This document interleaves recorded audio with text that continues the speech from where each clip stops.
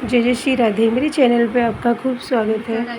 आज की वीडियो में फ्रेंड्स मैं आपको बताने वाले हैं कि बैसाख के महीने में शिव जी को उनका प्रिय भोग चढ़ाने से हमारे शरीर से कई तरह की बीमारियां जो हैं समाप्त होती हैं, क्योंकि एक ऐसा बैसाख का ही महीना है जिसे सबसे उत्तम महीना कहा गया है।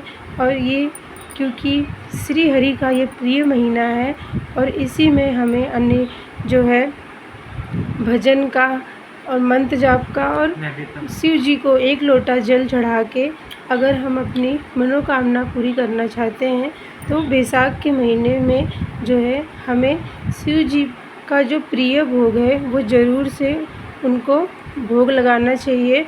और उस भोग को अगर हम उनको चढ़ाते हैं तो इससे शिव जी ने खुद पार्वती माता से कहा है कि जो भी मुझे इस बैसाख के महीने में इन 3 तिथियों पे मुझे अगर वो इस भोग को प्रसाद चढ़ाता है तो इससे उसके घर से, उसके शरीर से जो भी कष्ट है, जो भी परेशानी है वो ख़त्म होती है।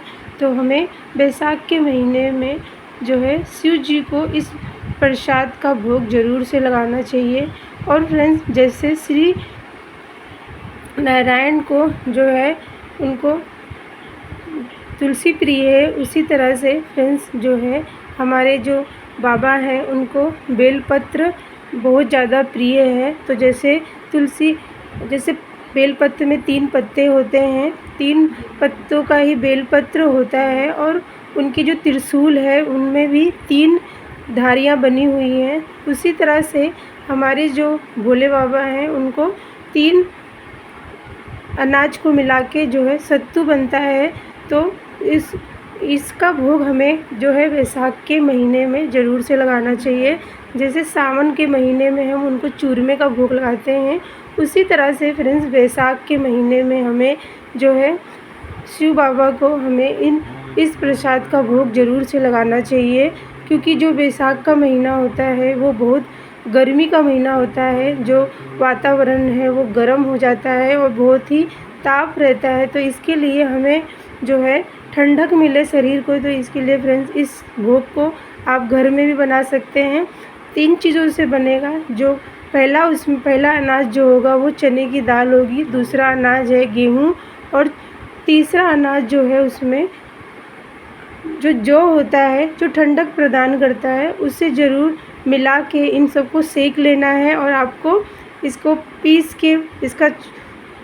पीस लें और इसको जो है आपको भोले बाबा को भोग ज़रूर से लगाना है। और हम इसे किस तिथि पे भोग लगा सकते हैं, तो शंकर भगवान ने खुद पार्वती माता, जब हमारी पार्वती माता है वो उन्होंने इसी बैसाख महीने में अमावस्या के दिन जो है भोलेनाथ जी को इस भोग प्रसाद को चढ़ाया था। और जो हमारे भोले बाबा हैं उन्होंने खुद पार्वती माता से कहा था कि जो भी मनुष्य मुझे इन बैसाख के महीनों में 3 तिथियों में मुझे इस चीज़ का भोग लगाएगा, उसके शरीर की जो भी परेशानी है वो ख़त्म हो जाएगी। हो जाए शरीर से कोई भी बीमारी हो या परिवार में कोई भी परेशानी हो, उसे इस बीमारी से मैं हमेशा के लिए उसके समाप्त कर दूंगा। तो फ्रेंड्स जो सत्तू का भोग है, जिसे हम इसको मिला के सत्तू बनेगा, वो बनेगा बैसाख के महीने में। तो हमें फ्रेंड्स अमावस्या के दिन या फिर जो परशुराम प्रकट दिन होगा उस दिन या फिर पूर्णिमा के दिन हमें भोलेनाथ जी को सत्तू का भोग लगाना चाहिए। इस सत्तू का भोग लगाने से फ्रेंड्स जो है हमारे शरीर की कई परेशानियां, बीमारी की ख़त्म होती है। तो हमें बैसाख के महीने में ये काम 3 तिथियों में ज़रूर से करना चाहिए।